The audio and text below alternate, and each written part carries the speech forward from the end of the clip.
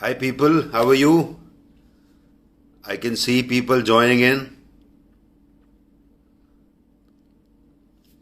मैं आपको बता दूं आज हम बात करेंगे mister Praveen Tewatia, a national hero, जो कि 26/11 अटैक में he was gun shot like many times, but still he saved the lives of many. And after that, being a national hero, and still he had that एक गोली, एक जो bullet है वो उनकी बॉडी में जो आज भी है और वो उस टाइम रह गई थी. और उस बुलेट के साथ in 2017 onwards he has been a fitness icon always. और आयरन मैन, जो कि शायद वर्ल्ड की सबसे बड़ी चैंपियनशिप है, उन्होंने वो आयरन मैन भी 3 बार कंप्लीट की है. मैं आपको बता दूं, आयरन मैन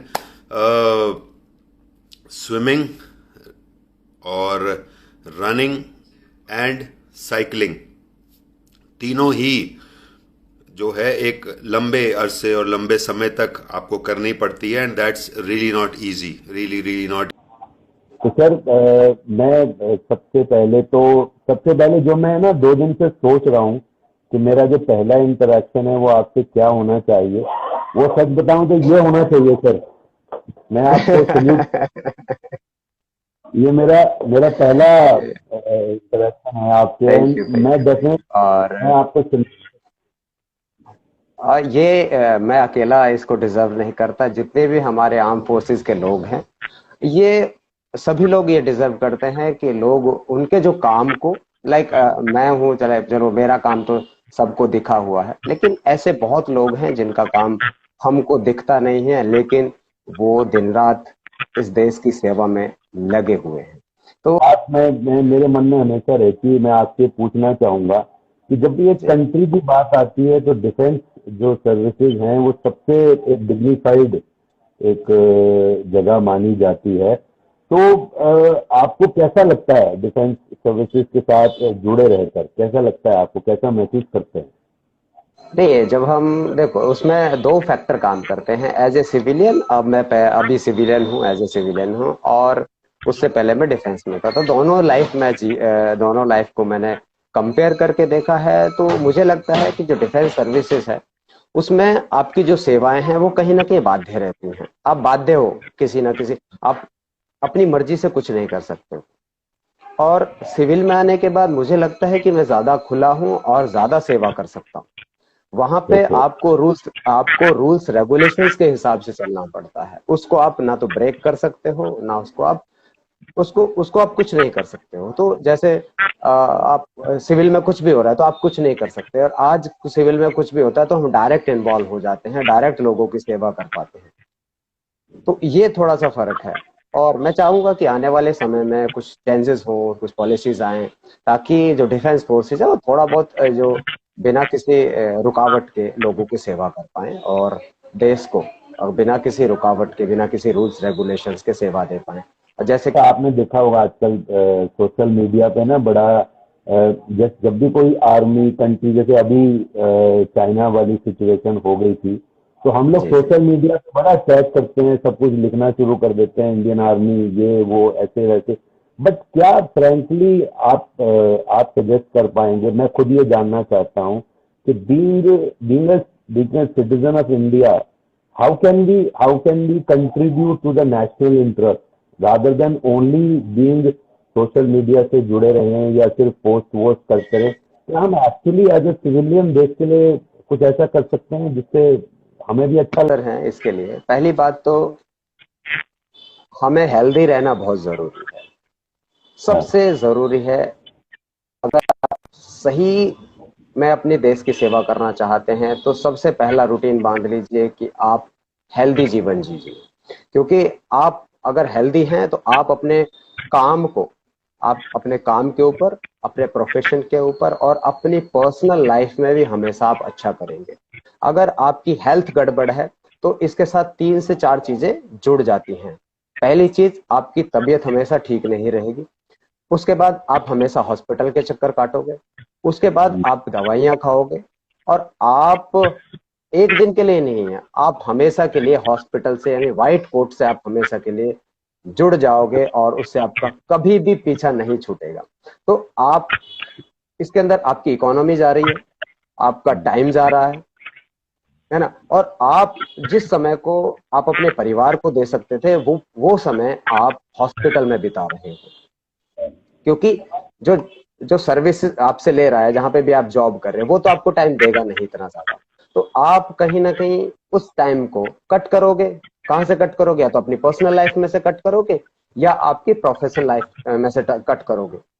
तो उस टाइम को बचा के हम या तो अपने परिवार को दे सकते हैं या अपने प्रोफेशन को दे सकते हैं। तीसरी बड़ी बात इसमें इकोनॉमी की आती है कि अगर आप हेल्दी हैं तो आप अपने पैसे को बचा भी सकते हैं, उस पैसे को जो आप हॉस्पिटल में खर्च करते हैं।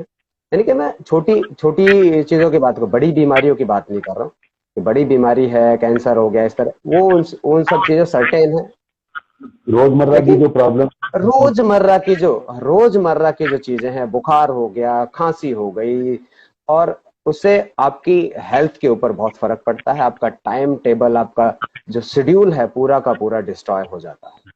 तो मैं सभी से, जितने भी हमारे व्यूअर्स है देखने वाले, मैं उनसे यही कहूंगा कि रोज 1 घंटा अपने लिए निकालें, और ये सबसे बड़ी देश सेवा है। इससे बड़ी देश सेवा मैं कुछ नहीं मानता। मैं ये नहीं मानता हूँ कि आपने पीएम केयर में जमा कर दिया, आपने नेशनल डिजास्टर फंड में कुछ पैसे जमा कर दिए, या आप अब अगर आप सही जॉब कर रहे हो तो आप टैक्स पे कर रहे हो। ठीक बात है। जॉब करो और आप बिजनेस कर रहे हो तो टैक्स पे कर रहे हो, तो आप ऑलरेडी देशभक्त तो हो।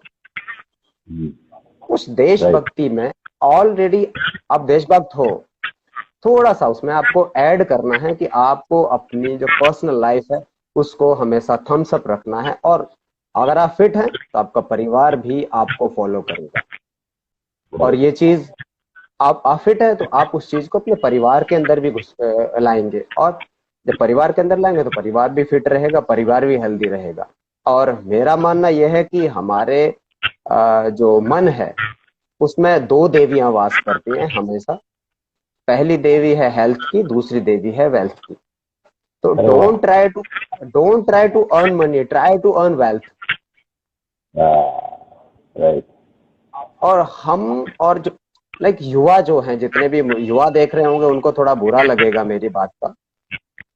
जितने भी युवा हैं आज, they are running to earn the money. Right right. They are running, मतलब आंख बंद करके वो पैसे के पीछे भाग रहे हैं। तो मैं कहूंगा कि भैया पैसा जरूरत है, लेकिन वेल्थ उससे कहीं ज्यादा जरूरत है आज हमारी। तो हम वेल्थ के ऊपर फोकस करें, ना कि अपने मनी के ऊपर फोकस करें। और सबसे पहले हेल्थ, उसके बाद आपकी वेल्थ।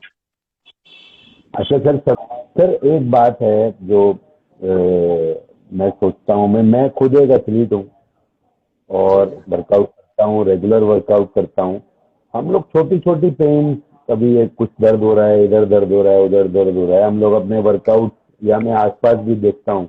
लेकिन आपको 3 गोली लगी हुई है, आपका ईयरलोब जो है वो डैमेज हो गया है, पूरा का पूरा डैमेज है। उसके बाद आपने अपने आप को रिकवर किया उस कंडीशन में, और उसके बाद भी अपने लिए नहीं, देखो हम तो अपने लिए भी एक्सरसाइज नहीं कर पा रहे हम लोग। मैं अपने आप को भी इन्वॉल्व करता हूँ इसमें।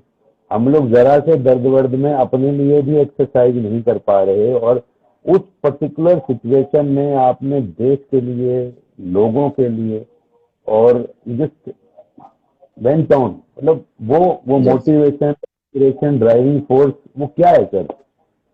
वो मतलब हमें 10% भी मिल जाए ना सर, तो हम तो पता नहीं क्या कर देंगे। विशाल जी, एक चीज है जिसको मैं लोगों के साथ में शेयर करना चाहूंगा। Pain is the proof, pain is the proof that your journey matter. किसी भी journey, pain is the proof, pain is the proof. अगर पेन नहीं है तो समझ लीजिए वो जर्नी आपकी यूजलेस है, वो जर्नी आपको सही दिशा की तरफ लेके ही नहीं जा रही है। चाहे वो एथलीट है, चाहे वो स्विमर है, चाहे वो बैंक में बैठा हुआ कर्मचारी है, चाहे वो एनसीसी कैडेट है, चाहे वो फौजी है, चाहे वो जिम करने वाला बंदा है, मतलब चाहे मतलब व्हाट एवर ही इज, अगर पेन नहीं लेगा तो कभी भी उसको गेन की तरफ कभी नहीं जाएगा। और पेन इज द प्रूफ। अगर आपको कुछ चाहिए तो आपको सबसे पहले उस पेन से गुजरना होगा। अगर आपने अपने पेन को अपना साथी बना लिया और उसको आपने अपना दोस्त बना लिया तो आपकी जर्नी बड़ी आराम से गुजर जाती है और आपको पता भी नहीं चलेगा। तो मैं यही कहूंगा सबसे कि पेन को ना अपना दोस्त बनाइए। पेन पेन को आपका दोस्त। दुश्मन पेन आपका दुश्मन नहीं है, पेन आपका दोस्त है। क्योंकि जितना पेन होगा आपको, चाहे पढ़ाई में, चाहे काम करने में, तो आपका उसमें कहीं ना कहीं गेन है, क्योंकि नॉर्मल चीजें तो सभी करेंगे। अब पेन शुरू हो जाता है उसका मतलब यह है कि आपकी जर्नी यहां से मैटर